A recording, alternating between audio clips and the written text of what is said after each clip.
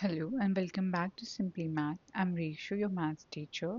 I have a bachelor's and a master's degree in mathematics, and here I'm helping you cover every concept, every example, every question from every exercise. So when you subscribe to the channel, you get access to all this knowledge, which will help you prepare for your exams better. In this video, we are covering example 7 from chapter 3, and example 7 says two rails are represented by the equations x plus 2y minus 4 equal to 0 and 2x plus 4y minus 12 equal to 0, and the question is, will the rails cross each other? Now before proceeding the question, we will understand one thing.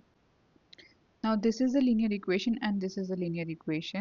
So when we plot them on the graph, they would be something like a straight line, maybe like this or this or this. So basically they are straight lines. So if the rails are represented by the straight lines, for example, this is one rail and this is another rail. So let this be represented by the first equation and let the second rail be represented by second equation. So the question is, will the rails cross each other? That means, will the rails cross each other something like this? That means we have to find whether the given pair of linear equations are consistent or not. That means, do they cross each other at one point on the graph? If they intersect each other, that means if they have a unique solutions, that means the rails will cross each other. And if they are parallel, then they do not cross each other. So this is what we have to find in this question. Now let us proceed with the actual question. Now the given pair of linear equation is x plus 2y minus 4 equal to 0 and 2x plus 4y minus 12 equal to 0. Let the first equation be represented by rail number 1 and let the second equation be represented by rail number 2. Now using the substitution method, we find the value of one variable in terms of another variable from one of the equations, whichever is convenient. Now let us choose equation number 1. From equation number 1, let us find the value of x. So what we will do, we will transfer these two values to the right hand side. So x can be written as 4 minus 2y. So let us name this as equation number 3. Now step 2 of substitution method says substitute the value of x in the other equation and reduce it to an equation of one variable, that is an equation in terms of y. So putting the value of x from equation 3 in equation number 2. So x is over here, so we put the value of x equal to 4 minus 2y in equation number 2. So we get 2 into 4 minus 2y plus 4y minus 12 equal to 0.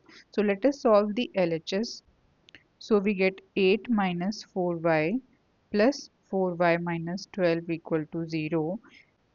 So cancelling minus 4y and 4y, we get minus 4 equal to 0.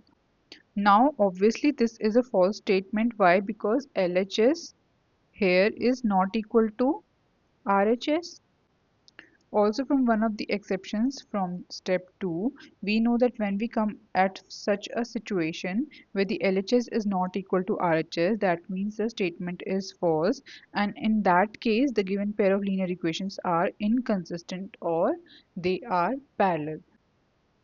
So I can say that the given pair of linear equations do not have a common solution. And they do not have a common solution means that the given pair of linear equations are parallel. The given pair of linear equations are parallel. We can prove it also how. Let us find a1 by a2. a1 is the coefficient of x in equation 1, so it is 1, and a2 is coefficient of x in equation 2, it is 2. b1 by b2.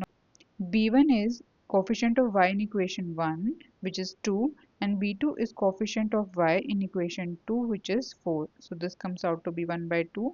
c1 by c2. c1 is the constant term in equation 1 which is minus 4 and C2 is constant term in equation 2 which is minus 12. So this comes out to be 1 by 3. So from here I can say that A1 by A2 equals to B1 by B2 which is not equal to C1 by C2.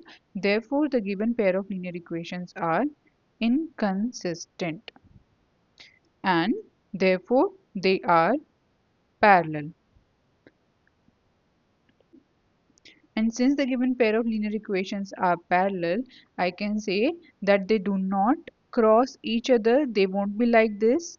So, and we know that these equations are represented by the rays. And since they are parallel, they will not cross each other. So this is how you have to proceed with such questions. If you have any queries, leave them down in the comment section below. If you like the video, subscribe to the channel and share the video with your friends.